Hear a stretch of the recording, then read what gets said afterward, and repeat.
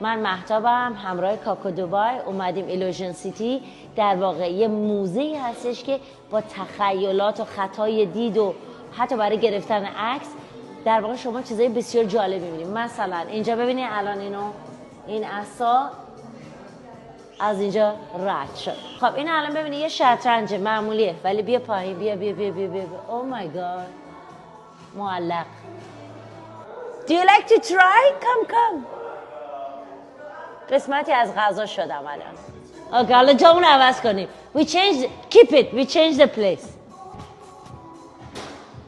واه. یه بری. های بچه. در صورتی که مثل یه تصویر دو بعدیه ولی داره با تو میچرخه. به این میگن اتاق تاریک که همه چی اینجا بی نهایته. بیاین پشت سر من.